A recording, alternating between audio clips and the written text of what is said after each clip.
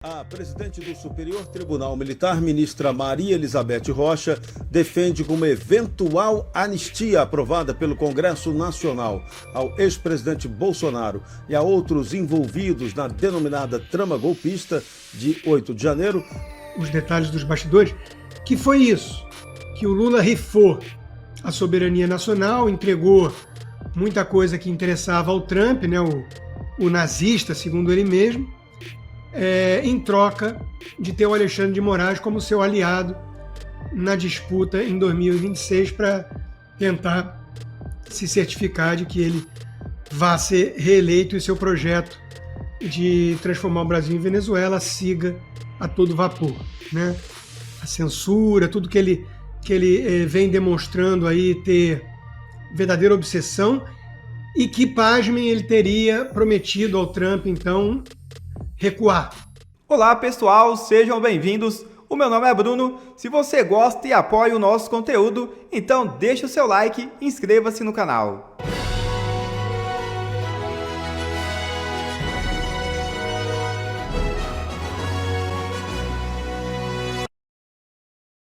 E Romário pede licença do Senado. É isso mesmo.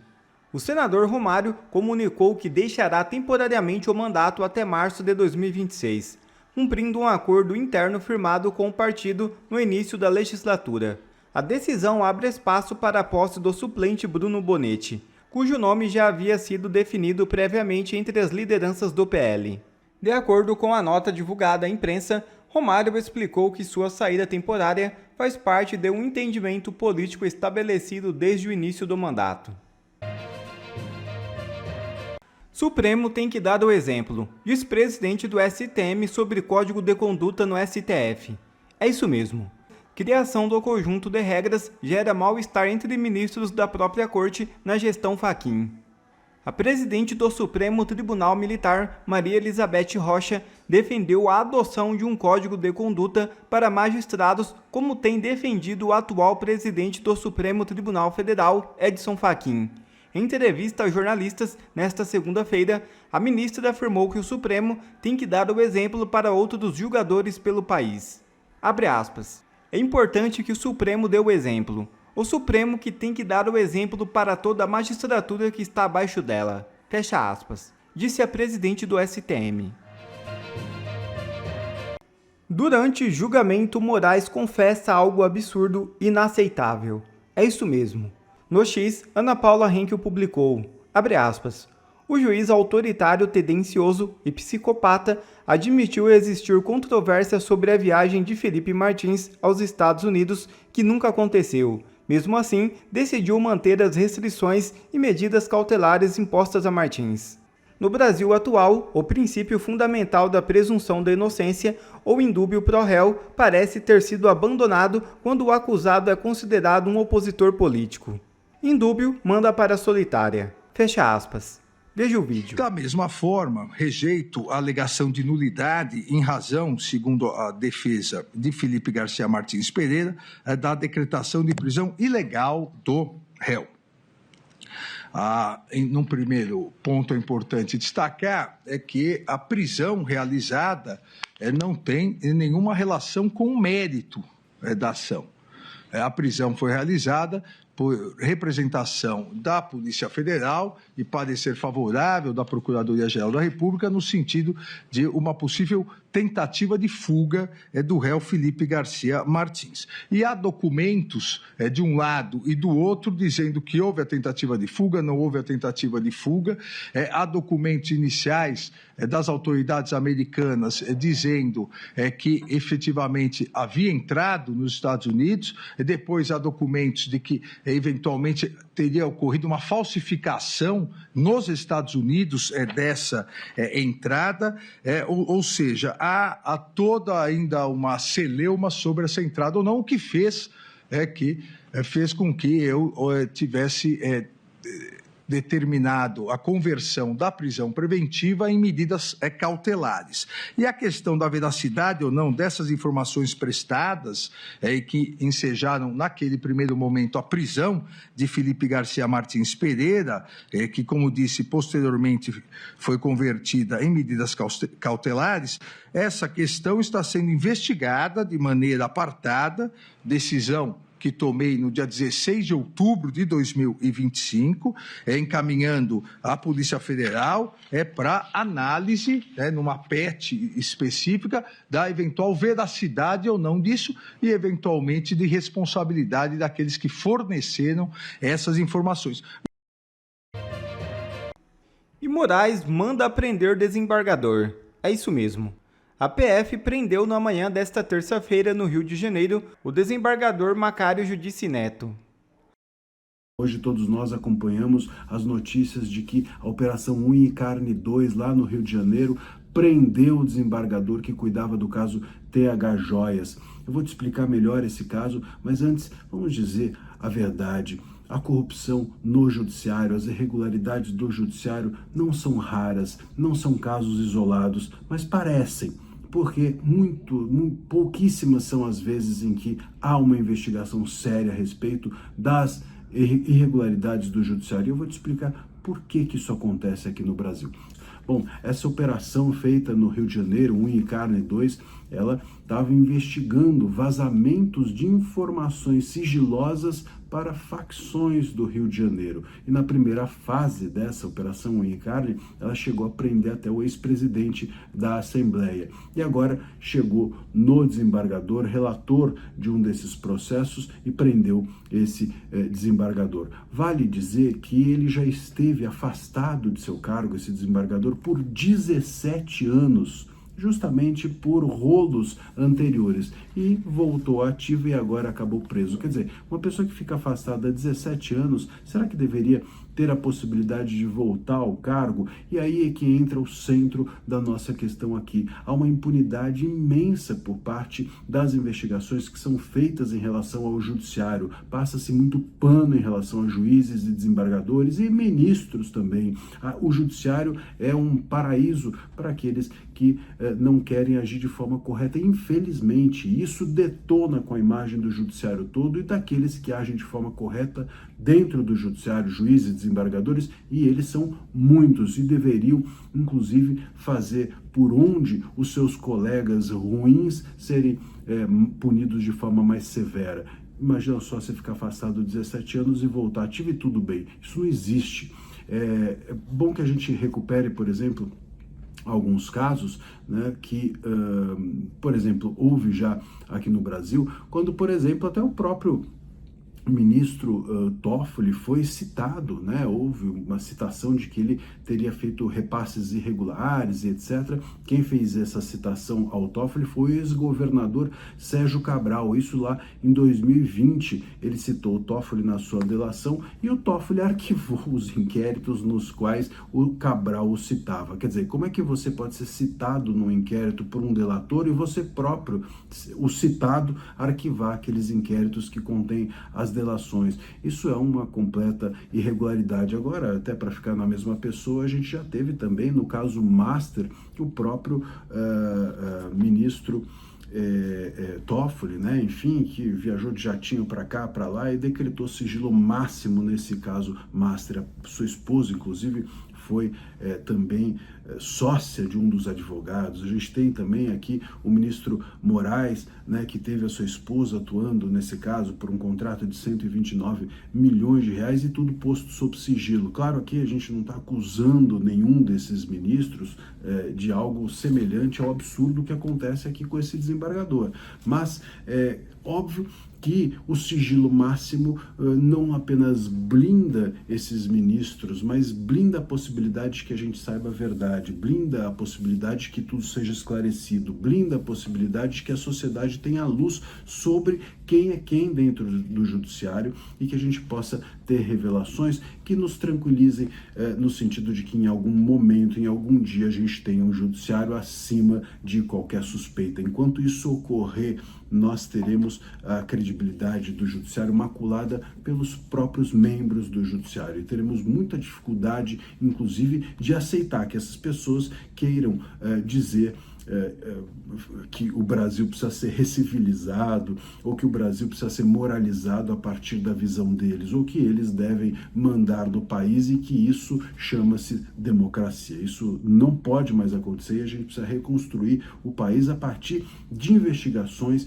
sérias, profundas, que passem a limpo o judiciário do país. Enquanto isso não acontecer, essas pessoas ou enfim, vão ficar sempre sob suspeita ou não podem falar do alto de nenhuma moralidade para dizer que eles representam a democracia. Isso é intolerável dentro de um país que não é uma Venezuela ou uma Colômbia do Paulo Escobar ou qualquer coisa do gênero. A presidente do Superior Tribunal Militar, ministra Maria Elizabeth Rocha, defende que uma eventual anistia aprovada pelo Congresso Nacional ao ex-presidente Bolsonaro e a outros envolvidos na denominada trama golpista de 8 de janeiro não afetaria o julgamento sobre a perda de patente e a expulsão deles das Forças Armadas. Segundo a ministra, a anistia não elimina os efeitos da condenação.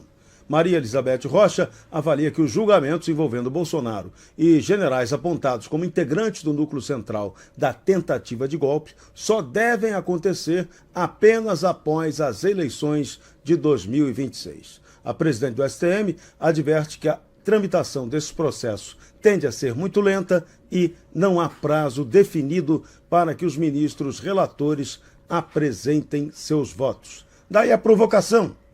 Quais as consequências militares de uma eventual perda de patente e expulsão de Bolsonaro e seus militares aliados das Forças Armadas? Isso tem condição de gerar uma crise militar sem precedentes ou nada vai acontecer? Vai prevalecer o espírito de porco-melancia? É a provocação de hoje no Sem Rodeios, Mariana Braga. Boa, Serrão, e eu já passo a provocação aí para Anne Dias. Mari, complicado, né? A gente está sempre falando sobre essa situação da anistia e como tem gente jogando contra a todo tempo, não querem liberar de fato essas pessoas, querem que elas sejam condenadas, querem que percam as patentes. Então, assim, é uma análise ali da presidente do STM, que está falando basicamente que mesmo que o Congresso aprove a exclusão de tudo quanto é tipo de pena, ainda vai ter que ter essa condenação, né, a perda das patentes dessas pessoas até a eleição de 2026.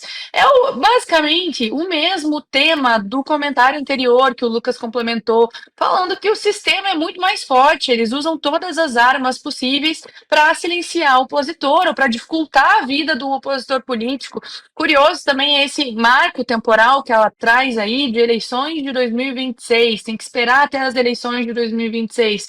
Por que necessariamente que tem que esperar até as eleições de 2026? Quem está dando peso político para essa situação é ela, né? Porque numa democracia livre, não tem necessidade de ter essas punições antes, depois ou durante a punição. Cabe ao povo escolher em quem votar. Isso me lembra, por exemplo, quando o Alexandre de Moraes manteve o Twitter derrubado, ainda depois que Elon Musk pagou as multas que foram colocadas contra ele, multas completamente ilegais, mas ok, foram pagas, com o argumento, isso está escrito na decisão do Alexandre de Moraes, não é invenção, eu li a decisão, com o argumento de que isso poderia impactar a democracia, tendo em vista que se tratava de um período eleitoral, né, que foi durante as eleições de 2024. É nisto que poderia. É natural que o livre debate, o diálogo aberto, impacte as eleições. Então é muito curioso quando eles colocam esses prazos de não querer impactar em eleição. Ano que vem a gente com certeza vai ver o STF e outros entes do judiciário ou da máquina como um todo usando argumentos próximo, né, ao período eleitoral, usando o período eleitoral como um artifício, como tentando se lançar. Opa, perdão, soltou aqui um outro áudio, me desculpem. Mas, Mari, resumidamente, essa é a minha linha argumentativa de que o sistema é muito complicado e a questão da anistia está cada vez mais prejudicada. Consta, tá todo mundo querendo saber do que se trata, no fim das contas, esse acordo entre Trump, Moraes e Lula. A gente viu naquele evento do SBT que comentamos bastante aqui, Moraes agradecendo ao Lula pela história da Magnitsky, então ele deixou bem claro que ainda deve um favor ali. Muito se discute sobre o que seria essa negociação, o que estaria por trás deste acordo. E falta transparência também, né? O povo quer entender melhor, inclusive. Ontem o Fred trouxe aqui da importância também de entender por que foi retirado o nome do Alexandre de Moraes da lista da Magnitsky. Eu queria ouvir a sua opinião, Consta, e a sua análise, né? O que deve estar por trás desse acordo. Bom, talvez nunca saibamos, né? Porque está sob sigilo e sabe-se lá o que aconteceu realmente de negociação nos bastidores, o que foi dado em troca para tirar a Magnitsky do Alexandre de Moraes. Parece que muita coisa. Ou seja, fica a sensação de que o Lula resolveu rifar a soberania nacional, entregar para o Trump, ou pelo menos prometer entregar para o Trump um monte de coisa que é do interesse nacional dos Estados Unidos, em troca dessa suspensão da Magnitsky, o que é algo esquisito. A gente tem que pensar o que o Lula quer em troca, se realmente ele deu a exploração das terras raras, que o Brasil tem a segunda maior reserva do mundo, a China é disparada a primeira, e isso é sensível para os Estados Unidos, né, porque é para a indústria de defesa, de inteligência artificial e tecnologia. Se entrou aí na equação afastamento da China, se o Maduro de alguma forma entrou ou não também nessa negociação, a gente não sabe, mas por que ele queria tanto ficar com o Alexandre de Moraes devendo favor a ele? E aí a gente pode, né, especular. Estamos entrando em ano eleitoral, o STF já confessou na figura pelo menos de 2 ministros que o Lula só está lá graças ao STF. Ele foi recolocado à cena do crime, como diria seu vice Geraldo Alckmin. Ele não consegue governar sem o STF, isso também já foi dito, inclusive por alguns petistas.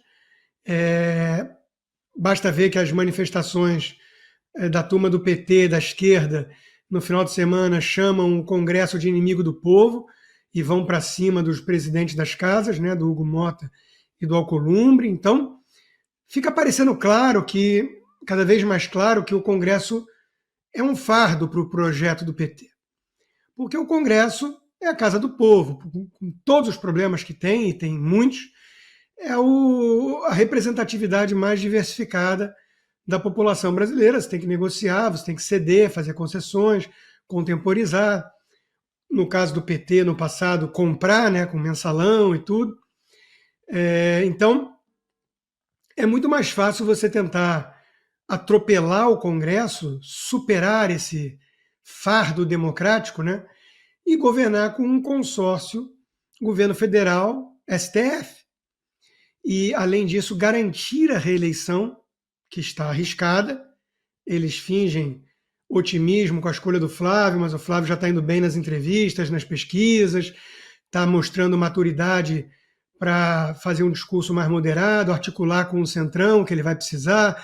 Então, eles, no fundo, não estão tranquilos. Ter um sobrenome Bolsonaro mais pragmático e tido como mais moderado e com apoio da máquina da oposição, dos partidos que não são pequenos e têm fundos e tudo, não é trivial. O Lula, com toda a rejeição que tem, com a economia ruim, hoje mesmo eu escrevi para a Gazeta sobre esses dados econômicos de arrecadação, de PIB, de inflação, as coisas não estão boas, né, de dívida.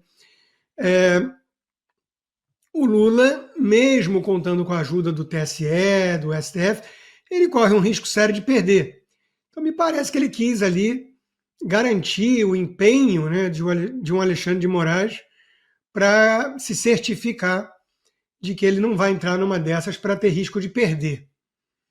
Então, está parecendo, Mari, parecendo, e tudo isso é especulação, claro, a gente não sabe os detalhes dos bastidores, que foi isso, que o Lula rifou a soberania nacional, entregou muita coisa que interessava ao Trump, né, o nazista, segundo ele mesmo, em troca de ter o Alexandre de Moraes como seu aliado na disputa em 2026 para tentar se certificar de que ele vá ser reeleito e seu projeto de transformar o Brasil em Venezuela siga a todo vapor, né? A censura, tudo que ele vem demonstrando aí ter verdadeira obsessão e que, pasmem, ele teria prometido ao Trump, então, recuar. Porque a questão das Big Techs, por exemplo, também ventila-se que estaria no acordo. Ele não vai entregar, se tiver. O PT tem um projeto que passa pelo controle das redes sociais, porque sem elas fica muito mais fácil impor aí uma narrativa para-oficial por meio da velha imprensa, imaginando que estão quase todas subjugadas, né? O próprio SBT, nesse lançamento do SBT News, deu todos os sinais disso. Então, é muito mais tranquilo para o PT se só existirem os velhos veículos de comunicação sem esse transtorno de rede social que aparece um ou outro comentarista aí, vai lá e fura uma bolha enorme, né? Com toda a máquina de propaganda que o governo tem, com o gabinete do ódio financiado por recursos públicos, os velhos MAVs, né, os militantes de ambiente virtual. Então, o PT está jogando pesado para garantir seu projeto de poder. E precisava ter o Alexandre de Moraes ao seu lado para valer, né? Ele que é tradicionalmente um tucano, não é um petista, né? Me parece, Mari, que passou por aí o acordo.